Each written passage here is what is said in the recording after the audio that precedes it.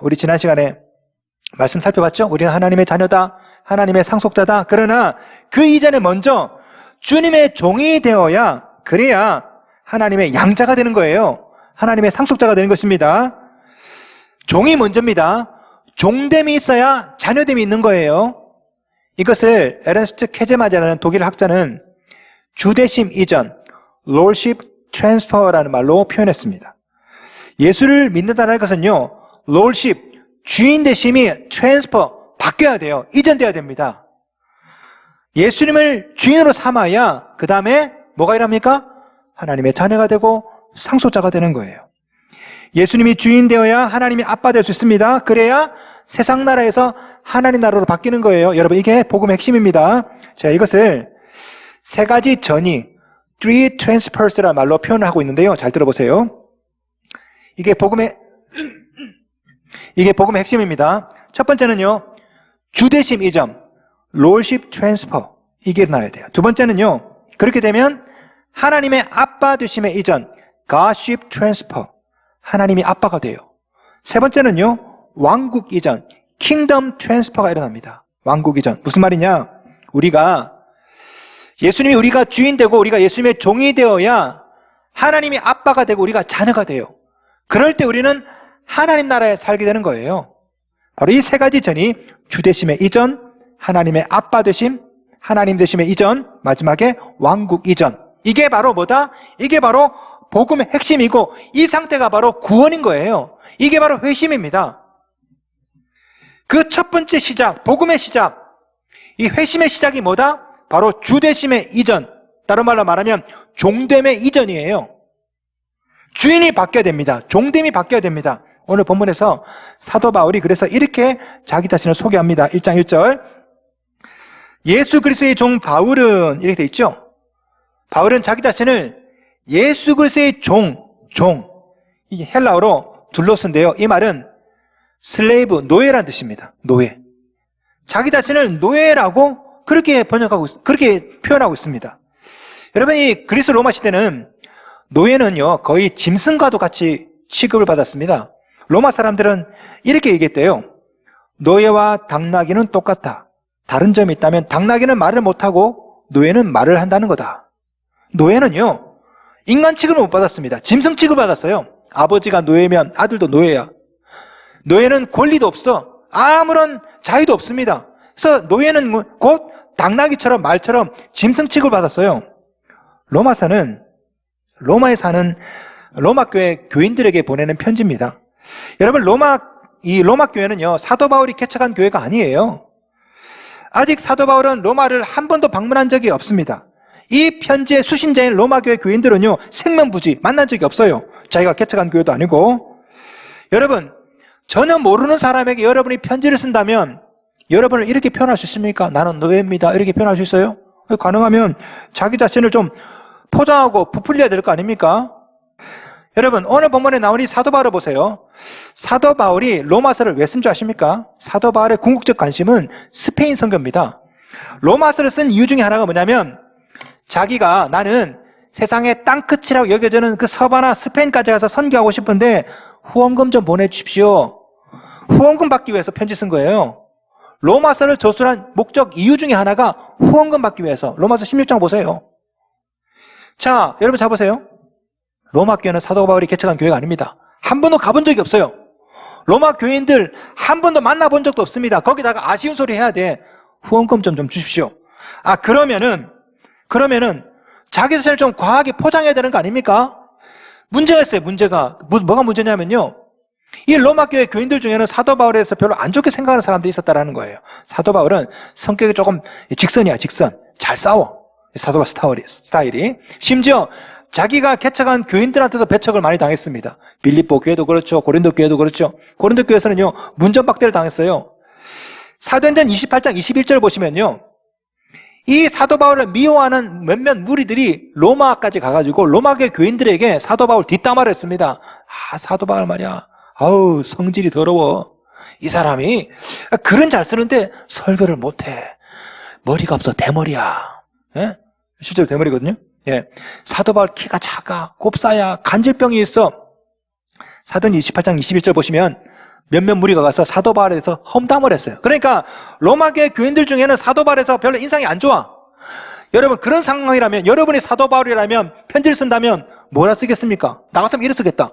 나는 박사고, 나는 너그러운 사람이고, 나는 사실은 몰랐지롱, 나는 이런 사람이다. 이렇게 써야 되는 거 아니에요?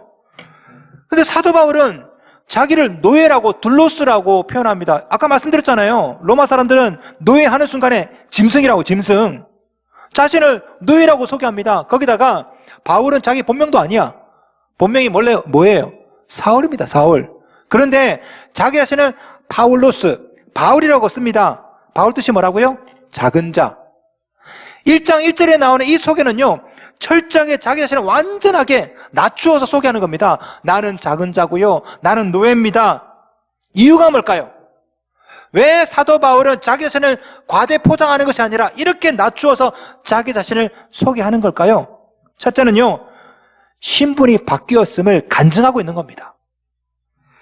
주인이 바뀌고 소속이 바뀌고 나는 완전히 바뀐 사람입니다. 1장 1절, 예수 그리스도의 종 바울은 자기 자신을 예수 그리스도의 종이라고 얘기해요. 주인이 누구라고요? 예수님. 4절 보세요. 우리 주 예수 그리스도시니라. 우리 주. 예수 그리스도가 아니에요. 주인이라는 거죠. 예수가. 나는 이전에는 세상의 종이었지만 지금은 예수의 종이 되었다. 나는 신분이 바뀌었다. 이걸 지금 간증하고 있는 겁니다. 여러분, 이런 변화가 여러분에게도 일어났으면 믿습니까? 예수 그리스도를 믿는다는 것은요, 예수 그리스도를 주인으로 고백하는 겁니다. 여러분 잘 들으십시오. 우리가 예수를 믿는다, 예수를 영접한다 이렇게 얘기하면 많은 사람들이 이렇게 생각해요. 예수님이 나를 천국으로 인도하실 구세주, 세이비어, 구세주 정도로만 생각합니다. 네, 믿습니다. 네, 그분이 저를 구원해주고 천국으로 인도하실 세이비어, 구원자로 믿습니다. 구세주로 믿습니다. 여러분, 이렇게 생각하면요, 믿음을 절반만 아는 겁니다. 복음을 절반만 아는 거예요. 예수를 믿는다는 것은 예수님이 내 영혼의 구세주일 뿐 아니라 내 삶 가운데도 주로 여기는 겁니다. 다시 말하면 예수가 구세주요 주인을 영접하는 거예요. 그래서 받아들이는 겁니다. 여기까지가 믿음이죠. 여기까지 고백해야 구원에 이르는 것입니다. 어떤 사람들은요, 예수를 구세주로 믿어요. 구세주로만. 월화수목금토는 내가 주인이야. 물질이 주인이야. 그렇게 월화수목금토 살아요. 주일만 와가지고 예수님이 구세주요 주인이야. 여러분, 그래서 구원받을 수 있을까요? 저는 모르겠습니다. 저는 모르겠어요. 진정한 구원은요, 예수님이 여러분 영혼의 구세주일 뿐 아니라 여러분 인생의 삶의 마음의 주인 되어야 그게 바로 믿는 것이고 영접하는 것이고 그래야 구원이 이루어지는 거예요. 신자들을 그리스도인이라고 하죠. 크리스찬. 원래 이 말은 헬라어 그리스어 크리스티아노이라는 말에서 나왔는데요. 이 단어는 원래 이 로마 사람들이 우리는 가이사의 사람입니다. 가이사리아노이라는 말에서 본떠서 나온 거예요. 로마 사람들은 아고라, 이 그리스 로마 사람들은요, 광장에 모여가지고 서로 인사를 합니다. 인사할 때 뭐라 말하냐면 이렇게 인사를 했어요. 가이사가 우리의 주인이십니다. 시저가 우리의 주인입니다. 이렇게 인사를 합니다. 그리고 우리는 가이사리아노이, 그 가이사 시저를 따르는 사람들입니다. 이렇게 서로 인사를 하고 다녔습니다. 이럴 때 그리스도인들은 뭐라고 얘기하냐면요, 예수님이 우리의 주인이십니다. 가이사가 아니라 예수님이 우리 주인이십니다. 우리는 가이사리아노이, 가이사를 따르는 사람이 아니라 크리스티아노이, 그리스도를 따르는 사람입니다. 우리는 예수가 주인이고 우리는 예수의 종이고 예수께 속했습니다라고 말하고 다녔던 거예요. 그리스도인들이. 로마서 10장 13절, 누구든지 주의 이름을 부르는 자는 구원을 받으리라. 주의 이름을 부른다는 게 뭐예요? 예수가 주인이라는 거예요. 여러분 뭐라는 겁니까? 종이라는 겁니다. 그런 의미에서 봤을 때 예수를 주로 시인하거나 주로 고백한다는 것, 주의 이름을 부른다는 것은 단순한 게 아니에요. 예수가 주인이고 우리는 종이라는 것입니다. 그 당시 사람들은 로마 황제 가이사를 주님이라 불렀어요. 주님, 큐리아스, 이 말 자체가 주님이라는 뜻인데, 큐리아스, 주님 하면 그건 곧 이코로 로마 황제입니다. 그런데 그리스도인들은요, 예수를 주인으로 불렀습니다. 예수가 큐리어스, 주인이라는 거예요. 시저가 주님이 아니라 예수가 주님이다. 여러분, 믿는다는 것이 바로 이런 거예요. 예수를 여러분의 주인 삼는 것. 둘째, 사명이 바뀌었기 때문에 이런 식으로 불렀습니다. 신분만 바뀐 게 아니에요. 인생의 목적, 사명도 바뀌었습니다. 그래서 사도 바울은 예수 그리스도의 종 바울은 이렇게 부른 겁니다. 여러분, 자, 이 예수 그리스도의 종 바울, 이 말이 로마서 1장 1절에 나오고 빌립보서 1장 1절에 나오는데, 이 표현은요, 그리스 문화와 이 히브리 문화, 이 두 나라를 완전하게 이해해야 1장 1절을 정확하게 이해할 수가 있습니다. 여러분, 아까 말씀드렸죠? 종이라는 말, 둘로스라는 말은 아주 짐승 같은 아주 찬한 그런 표현이라고요. 그런데 유대인들은요, 이 앞에 하나님의 종 하면 전혀 다른 뜻이 됩니다. 아주 고귀한 신분이 돼요. 무슨 말이냐면요, 에베드 야훼라는 말인데요, 주의 종이라는 말이 시편에도 나오고 이사야서에 나옵니다. 일종의 구약성경에 자주 나오는 관용 어구입니다. 종 하면 아주 낮은 사람인데, 주의 종 하면요, 하나님께서 특별한 목적을 부여해서 하나님의 도구로 삼은 사람, 누가 있을까요? 모세, 여호수아, 다윗, 선지자들, 이런 사람을 하나님의 종, 주의 종이라 불렀던 거죠. 자, 오늘 본문에서 사도 바울은 이 관용 어구를 약간 바꾸어서 뭐라고 얘기하냐면은 예수 그리스도의 종이라고 표현했습니다. 무슨 말일까요? 예수 그리스도가 누구다? 하나님이라는 거죠. 하나님의 종, 주의 종, 이것을 바꿔서 나는 예수 그리스도의 종이다. 무슨 말이냐? 이 말 안에는 양면성이 있어요. 나는 종입니다. 노예입니다. 낮은 사람이지만 이 안에는 또 다른 의미가 있습니다. 높아짐, 승기, 아주 고귀한 의미가 있어요. 그러나 나는 그냥 종이 아닙니다. 하나님의 종입니다. 모세처럼, 여호수아처럼, 선지자처럼 하나님의 종입니다. 자, 이 로마서 편지를 읽었을 때, 1장 1절을 딱 읽었을 때요, 로마교 교인들은 아마 이렇게 생각했을 거예요.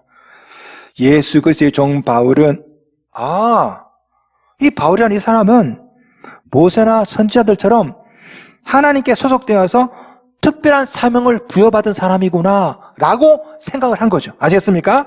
그래서 그 다음에 이렇게 자기 자신을 소개한 거예요. 1장 1절, 예수 그리스도의 종 바울은 사도로 부르심을 받아. 무슨 말이에요? 종이자 사도라는 겁니다.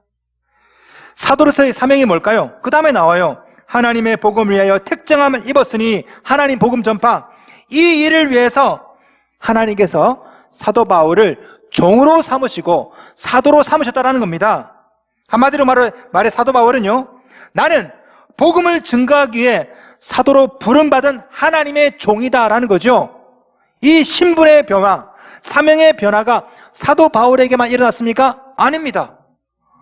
여러분에게도 일어났어요. 우리 모두에게도. 우리도 예수님의 종이 되어서 예수님을 주인이요 구세주로 영접한 순간 여러분은 하나님의 자녀가 되고 상속자가 되는 신분의 변화가 일어났습니다. 그뿐 아니라 이제는 이 사실을 증거하는 사도의 사명을 감당하게 된 거죠. 6절 보세요. 6절. 사도 바울이 자신을 종이요 사도로 소개한 뒤에 로마서 수신자들에게 이렇게 말씀하고 있습니다. 1장 6절. 너희도 그들 중에서 예수 그리스도의 것으로 부르심을 받은 자니라. 너희도 예수 그리스도의 소유가 되었다. 예수 그리스도의 종이 되고 나처럼 사도로 부르심을 받았다. 나뿐 아니라 너희도. 여러분 잘 보세요. 1장 6절에 말하는 이 너희도 어떤 사람들일까요? 너희도. 물론 로마 교인들이죠. 자, 이 사람들은 로마 사람일까? 그리스인일까? 유대인일까? 노예일까? 아니면 자유인일까? 한번 생각해 봅시다, 여러분. 고대 국가 도시는요, 대부분 다 노예가 많았어요. BC 18세기에 바빌로니아 같은 경우는요, 자유인, 시민이 5%밖에 안 되고 95%가 소작농가 노예들이었습니다. 고대 국가는 다 노예가 많아. 로마 시대 같은 경우에 로마에 화산 폭발로 완전하게 망해버린 폼페이라는 도시 있죠? 폼페이 도시에 인구가 12,000명 정도 있었는데 그 중에 절반 6,000명이 노예였습니다. 로마시는 어땠을까요? 학자들에 따르면 로마시 인구의 25% 정도가 노예였다고 합니다. 로마가 한참 강성할 때는요, 로마 시민 한 명당 노예가 20명이에요. 나중에 이 로마 제국 안에 노예 숫자만 200만 명이 넘었습니다. 그 정도는 노예가 많았어요. 노예가 압도적으로 많고 거기에 로마 시민은 사실 몇 명 안 됐다는 거죠. 자, 오늘 본문 이 로마서를 수신받은 이 사람들, 로마교회 교인들은 질문, 노예들이었을까? 자유인들이었을까? 로마 시민이었을까? 그리스인들이었을까? 아니면 유대인이었을까요? 만약에 이 로마서를 받는 수신자들이 로마인이었다면요, 그리스어로 안 썼겠죠. 라틴어로 썼겠죠. 로마서는 그리스어로 써졌어요. 무슨 말입니까? 로마서의 수신자들은요, 모르긴 몰라도 노예였거나 노예에서 자유함이 됐던 사람이 아닐까? 이 당시에 로마 안에는 귀족 가문이 100개 정도 있었습니다. 100개 정도. 이 귀족들, 로마인들은요, 로마가 좀 무식하잖아요. 그리스는 문명이 좀 앞서고. 그래서 로마 귀족들은 자기 자식들에게 최고의 교육을 좀 시켜주고 싶었어요. 그래서 가정교사를 이제 고용을 합니다. 근데 가정교사를 고용할 때 누구를 고용하냐면 그리스어를 잘하는 사람들을 고용을 합니다. 주로 노예들이죠. 그리스에서 잡아온 노예들, 혹은 그리스어를 구사하는 유대인들이나 이런 사람들을 데리고 와가지고 그리스 인문학을 가르쳤어요. 그리스 로마 신화도 가르치고 그리스 문학도 가르치게 하고 소크라테스의 글도 가르치게 하도록. 자, 이 사람들이 다 그리스어를 구사하는 노예들이죠. 노예들. 이 노예들이 로마 귀족 가문의 가정교사로 취직을 해서 귀족의 자녀들을 가르칩니다. 그렇게 하다가 돈을 모아요. 돈을 모은 다음에 어떻게 하냐면 그 돈으로 자신의 값을 지불해 스스로 자유인이 됩니다. 자, 그러니까 어쩌면 이 로마서의 수신자들은요, 상당수가 로마에 살고 있는 그리스어를 구사하는 노예이거나 노예였거나 노예에서 자유함을 얻은 사람들이었거나 이런 사람들인 거죠. 자, 그렇게 보았을 때 6절 봅시다. 너희도 그들 중에서 예수 그리스도의 것으로 부르심을 받은 자니라. 무슨 말입니까? 너희도 주인이 바뀐 자가 아니냐. 이제 어제까지 노예였지만 지금은 자유인이 되었지 않느냐. 그런데 이제 신분이 또 바뀌었다. 네 주인이 바뀌었다. 누구로? 예수 그리스도로.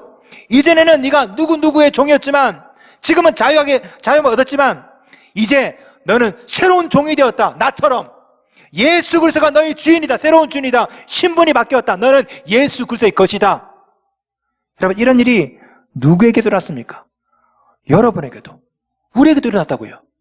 사도 바울에게 있었던 일이, 로마 교회 교인들에게 있었던 일이 우리에게도 일어났습니다. 우리도 이전에는 누군가의 종이었죠. 돈의 종, 직장의 노예. 그런데 이제는 예수 그리스도의 종이 되었습니다. 주인이 바뀌고 소속이 바뀌고 내가 주인을 바꾼 게 아니에요. 예수님께서 자신의 핏값으로 우리를 사신 겁니다. 그래서 우리 모두가 다 예수 그리스도의 것이 되었죠. 왜 여러분을 사셨을까요? 왜 예수님의 종으로 삼으셨을까요? 여러분을 자녀 삼기 위해서. 하나님의 자녀. 그리고 여러분을 사도 바울처럼 복음을 전하는 사도로 삼기 위해서 여러분을 종으로 삼은 거예요. 여러분 잘 보세요. 여기에 복음의 핵심이 있습니다. 종이 되어야 하나님의 자녀가 되는 거예요. 그래야 상속자가 되는 것입니다.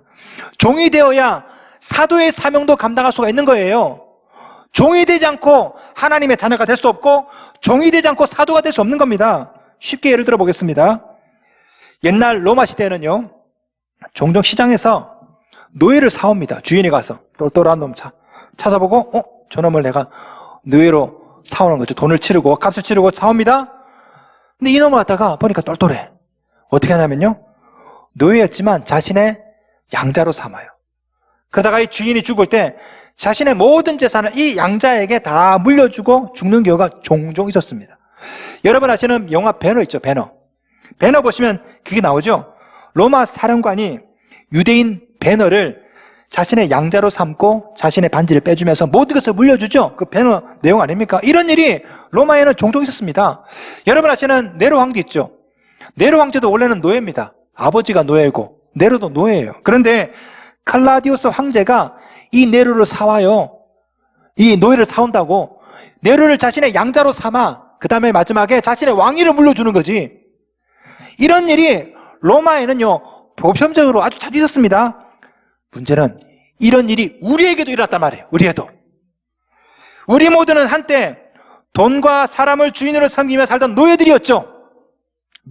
무엇인가의 노예들이었습니다. 노예들. 이 회사에 팔리고 저 회사에 팔리고 주인이 계속 바뀌면서 계속 팔려다니는 노예들입니다. 그런데 어느 날 예수님이 자신의 몸값을 지불하고 여러분을 사오셨어요. 노예시장에서. 그래서 우리 모두는 새로운 주인을 섬기게 되었습니다. 예수님. 그런데 어느 날 예수님의 아빠, 하나님 아빠가 우리를 양자로 삼으셨네.